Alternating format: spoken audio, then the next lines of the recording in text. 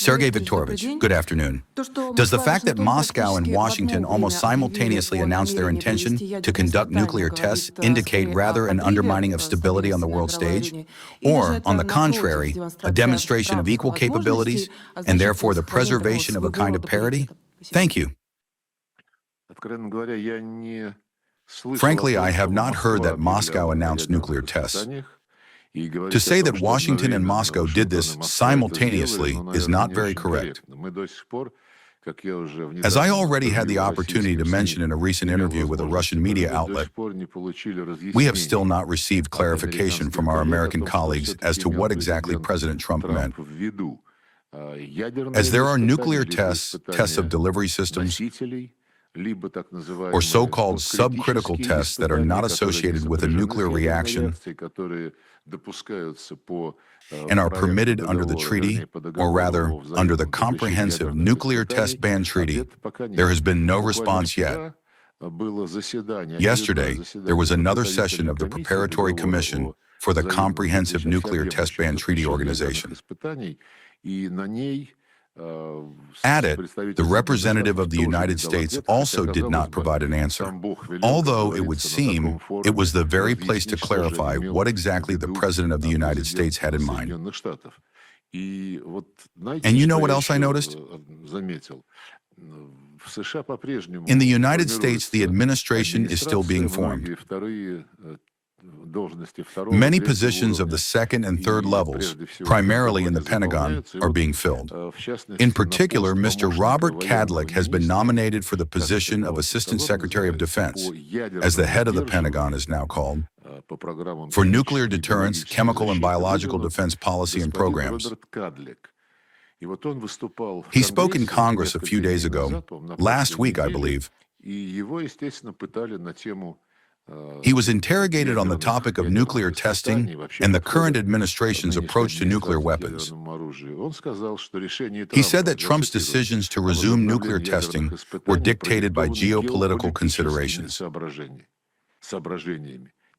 There is still no technical necessity for them. This is a strong statement.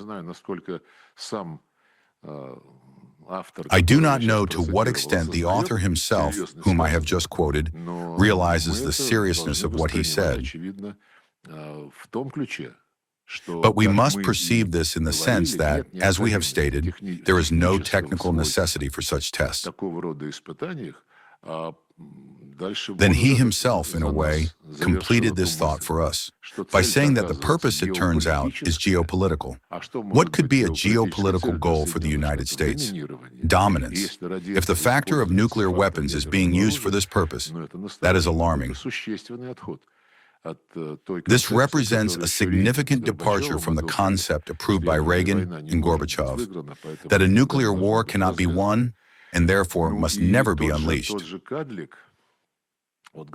Well, the same Kadlec, who is running for the position of Assistant Secretary of Defense, stated that it is necessary to develop nuclear response options for certain potential regional conflicts. This is also an interesting statement. It is already a direct indication that this gentleman, in his future position as Assistant Secretary of Defense, will be thinking in the spirit of threats to use nuclear weapons in order to achieve solutions desired by the United States in one region or another. He also demonstrated quite a few more wonders of double standards when he said that NATO's nuclear deterrence strategy might be changed due to the deployment of Russian tactical nuclear weapons in Belarus. But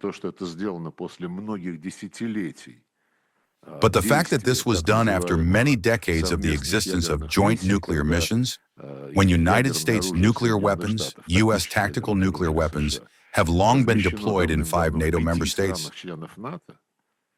and that we have long been talking about this, proposing to remove all nuclear weapons to the territories of the countries to which they belong. All of this fell on deaf ears. Now look, since Belarus received nuclear weapons from Russia, they say the U.S. and its allies might deploy them somewhere else as well. We know that relevant contacts are already underway with South Korea and Japan. This is well known. These are very dangerous games. Therefore, returning to your question, we did not announce that we are conducting nuclear tests. Our president, at a meeting of the permanent members of the Security Council, drew attention to the statement of President Trump, who said that Russia has been doing this for a long time, and China has been doing this for a long time, and therefore they supposedly should also do it. As is known, we immediately contacted our colleagues and explained to them that there was probably some kind of misunderstanding here. Well, we are waiting for clarification. President Putin instructed not to conduct nuclear tests and not even to prepare for their conduct. The Russian Ministry of Foreign Affairs and our other agencies, including the military and intelligence services, were instructed to analyze the situation and come to a common understanding of whether this situation requires consideration of the issue of resuming nuclear tests. Our principal position was stated by President Vladimir Putin in 2023 when responding to a relevant question during one of his speeches.